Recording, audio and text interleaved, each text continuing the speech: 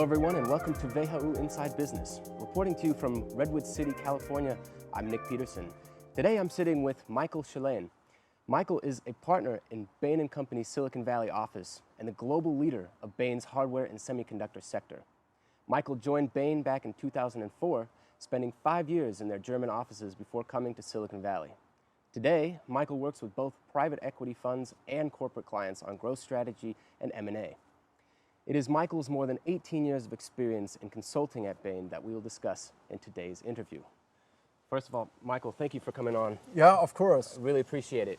Now, you started your career not actually in consulting, you were an engineer. That's right, yeah. Working in R&D in the chemicals industry. Yeah, that's exactly it, yeah. So after I finished my studies in material science, I decided I want to do a PhD. And of course, you're going to do this in R&D. So I joined a small startup that was actually co-funded from a large corporation and some professors on the university campus, and worked there for a few years and was able to get my PhD during that time. Oh, really? And then I decided to do a career switch and join Bain. And what was that motivation to switch to consulting from engineering? Yeah. Well, I was always interested in business, so I started taking some, as we say in German, BWL classes, economics classes during university. And then right after I got my diploma, I did an internship at a smaller R&D focused consultancy, which I actually enjoyed quite a lot. Nevertheless, I was committed to my PhD and wanted to do that, but throughout that time, I actually realized that I enjoyed my time during the internship much more than the scientific work. And so therefore, I made the decision to learn more about management, about business, and I thought the best way to do that is in consulting. And at Bain, when you were in Germany, what was your focus there? Did you have a specific interest that you wanted to focus on, or kind of a more general technology consulting? Well, Bain is a little bit different on that dimension. Yeah, so at Bain we strongly believe in the general approach, and so when you join Bain as a consultant, then you deliberately do many different projects in various industries for various clients. Yeah, so you're not directly starting in a practice. You're not pigeonholed in your area of expertise, which was actually very important for me as a PhD, yeah, so that I didn't only have to do things in chemicals or in technology. I was actually working with insurances, I was working in our private equity group, which I enjoyed a lot, and that gave me a broad spectrum of experiences that I still benefit from. And because of course in engineering and R&D, it's very precise, very focused, day-to-day activities. How did your skills and your knowledge base have to shift in order to manage at Bain, where you're managing? I mean, you're helping various clients in various industries. What skills did you have from engineering that worked, and what skills did you need to develop? Yeah. And this is, by the way, something that we see with a lot of new hires, yeah, engineers as well as PhDs. I thrived on areas such as what we call expert status, yeah, so that you quickly immerse yourself into a new field, into a new topic, and develop the expertise that you can talk to clients credibly, and that you also understand the client's business. And then I always felt like I'm connecting to engineers on the client side very, very fast, because I was really interested in what they're doing and into the technical details. Yeah? So I feel like if you're committed to do a PhD, then you have a high level of curiosity, and that also helps in consulting quite a lot, because there are many things to understand, many things to explore. You also ask about the areas where I needed to adapt, and probably the biggest change for me was the speed with which you have to get to an answer, right?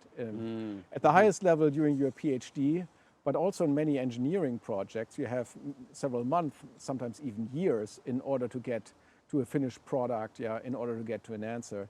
In consulting, you need to develop the answer much, much quicker, and that only works if you identify the critical issues and then focus all of your energy on those. Yeah. So Got it. you have to really, you can't answer all of the possible questions. You have to identify the questions that matter and hone in on those. And what was your, I don't know, what maybe the most interesting to you to become an expert in for one of the projects that you were working on in the early days? Well, already in Germany, I started to work for several semiconductor clients. And that was something as a material scientist that I was also exposed to during my studies. And I really got an appreciation for the science and the deep technology in that industry. And then also, Moore's law and how it progresses and the economical power and innovation that it's able to unfold. That's just amazing to watch. Yeah? And so then when we came over to Silicon Valley and I had the opportunity to work in semiconductors and technology full time, I really embraced that. Well, speaking of that move, what brought you from Germany over to Silicon Valley? What forces were at play there? And looking back, would you do it again? Yeah, definitely. Yeah. Well, but we didn't plan on making California our long-term home. So back then in 2009, I was participating in a program that's called the Experience Transfer. And this is something that Bain has where you can join another office just for 6 months. Everything is going to be taken care of. And the goal is that you gain experience and that you start to build your network across other offices. And back then, we just had our first child. Yeah, he's 14 now. And so my wife Melanie, she was taking time off of work, and we had the opportunity to come here as a family, and really enjoyed spending time in San Francisco and then later on the peninsula. Yeah, and then professionally, I had the opportunity to work exclusively in tech. I was already at the senior manager level by then, so leading consulting teams. And that is a time when you start to specialize within Bain, and so everything fell into place. Now, was I thinking I'm going to make this a long-term home? No, not really. But at that point, we jumped on the opportunity to stay longer. Gotcha. And what I'm curious, what are the differences, not only in the projects that you were working on in Germany versus the projects you're working on here, and the kind of culture within Bain itself? Is there a difference, or is Bain pretty, has a pretty strong global culture? Yeah, Bain has a very strong global culture. Yeah, so it was very easy for me to make friends here in the office, to get connected. I remember, I think the second weekend we were here, we got invited to a partner's house for a big party with a lot of Bain folks, and so I always enjoy hanging out with other Bain colleagues, whether it's on a project, whether it's on a training, or whether it's on one of our global meetings. So it was easy to find connections. And then also from a working style perspective, it's very, very similar. Yeah. Mm-hmm. Probably the biggest differences I've seen is with the clients, and there are some of the stereotypes are actually very on point. So German clients are very structured, very focused on analytics and data. And then on the other side, my impression is that clients in the US are able to make decisions faster and don't need a holistic data set in order to come to a conclusion. Got it, yeah. No, that makes sense. At WHU, a career in consulting is really sought after. And I know our listeners would love to hear some pieces of advice from you on how to best prepare for a career in consulting. I know you came from a technical background, but if people, if our listeners were interested in joining consulting, what would you suggest to them as some advice for preparation and things to do in their free time? Yeah, so we try to hire the top talent, and it doesn't really matter so much what you have studied. Yeah? So we have even former teachers in our consulting class. We have history PhDs. So it's what we are looking for is really raw intelligence and smart people. Now, what you need to have is some sort of interest in business. Yeah, so we don't write papers at Bain, right? We come up with recommendations that are being turned into actions that drive decisions at companies. So I think you want to showcase in your CV that. And then also we are looking for interesting people, yeah, so that have done something different, maybe spend time in internships, spend time abroad, have traveled, have interesting hobbies. So something that makes you stand out a little bit from all the other smart people. But honestly, that is only the first hurdle to get an interview. Yeah, once you have an interview, it's about your performance in those interviews, and then also to what extent you click with a company and the impression that you leave. Yeah. Gotcha. And looking back, when you joined the industry in 2004, and then you came to the U.S. right after the 2008 crisis hit, and how has consulting changed since you entered the industry to what it is now? Yeah. Well, first I was able to get to work much faster in 2009 compared to now. Except since COVID hit, because now it's only 10 steps into the home office. Yeah. But putting that aside, it's really interesting. On some dimensions, it hasn't changed at all, and on other dimensions, it has changed tremendously. So some of the things that haven't changed is we are still being hired in order to crack our clients' toughest problems. Yeah. So, and those problems continue to be difficult. Yeah. Those are big strategic questions. Yeah. Whether a company wants to enter a new market or not, and then how do they enter this organically or with M&A? Those type of questions never change, and they are still very, very difficult to solve. Yeah. I think what has changed is just the way how the ability to access data, to gather data, and to use data in order to inform recommendations. And this is really happening across the board. Yeah. We build at Bain advanced analytics capabilities. Yeah, we try to get access to proprietary data sources, because all of that is being used in order to give the insights and the recommendations that our clients need in order to make the right business decisions. And so I think the entire use of technology has increased tremendously. I remember when I started, of course, we used email and PowerPoint, but Excel then was just limited to a few fields of data entry, right? And now we are downloading data, consumer data of millions of users, and have the ability to look for patterns among those in order to give recommendations. Yeah, that was unthinkable just 15 years back. Yeah. And then if you look at how technology has evolved, back then there weren't any smartphones, there wasn't an iPhone. When I came to Silicon Valley, the iPads were just launched and Android came along. And then if we look back across everything that happened, it's just amazing. And looking forward, because we're right now in kind of a negative-looking inflationary cycle, and people, business leaders and economic leaders around the globe are predicting that we're going to go into another recession. How do you think that this will change your industry and the clients that you're working with? How do you think it'll affect them?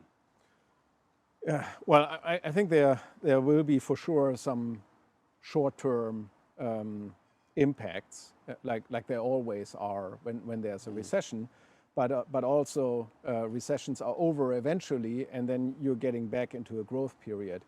And so if I look more long term, let's say the next 10 to 20 years, I'm super bullish on technology for a few reasons. Yeah, so we are still only in the early innings of artificial intelligence and machine learning. Yeah. Now cloud exists a little bit longer, but if you look at the landscape of startups and innovation, you can already see the impact of cloud technology, right? Because companies that have a great business model don't need to invest millions of dollars into IT infrastructure. They just swipe a credit card and can scale their business indefinitely. I think the other big areas of innovation are going to be robotics, then also things like computer vision, autonomous machines, and we are also only really early in an area where these type of technologies are being expanded into incumbent industry verticals, whether it's industrial manufacturing, whether it's healthcare, whether it's retail. And so if you're putting all of that together, there's a massive wave of innovation coming, which creates fascinating opportunities for all of us, in particular for you and your colleagues. And with that vision in mind of kind of what the technology will allow us to do in 20 years, what do you think is the bottleneck or the bottlenecks that are, the last things that need to be solved before things really start to pick up in the area of AI and machine learning? Yeah, so when I talk to our clients, then it's talent. It's not money. If you have a great idea, you can get the resources. It's really the talent. And it's not only the super smart people, the data scientists, it's also folks who do system integration, for example, or who have the ability to program a robot or just train a robot. Now, a lot of that is being simplified, which helps a lot, but you still need folks who have a good understanding of the industry that they're working in, and then have an eye for the things that can be automated or where artificial intelligence can make a difference. And so combining tech expertise with specialization in a specific industry, that's really an area that's not very widespread. Gotcha. And I guess to wrap it up here with one of our favorite questions from WHU Inside Business, what should every one of us have in our bookshelves? There is one book or a couple books that you would recommend, and maybe we could have it, first a nonfiction and then fiction. Yeah, okay. Well, I have to disappoint you on fiction. I don't really read fiction. Okay, well, two nonfictions. So, two things. So one more general theme. I enjoy reading biographies about business leaders, also their biographies. And the main reason is that you always can find some lessons there. And then it's also fascinating to see some of the really big, hairy decisions that they had to make, hardships that they had to go through in order to achieve results at the end. That's one. And then in terms of other books, I really enjoyed, and I read it early in my Bain career, Stephen Covey's Speed of Trust. Stephen Covey is the son of the other Covey with the 7 Habits of Highly Effective People. And right. And the Speed of Trust really talks about how trust can enable people to do fantastic things. And the reason why I find this so important is, at the end, if you want to accomplish something in your career, you always just do it as a team. You never accomplish anything alone.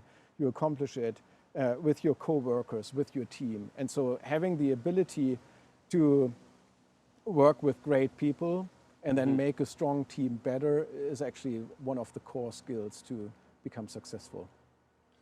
Well, you heard it here first. Michael, thank you so much. I really appreciate you coming on. Nick, fantastic. Thank you so much. And to our listeners out there, thank you for listening, and we'll see you next time.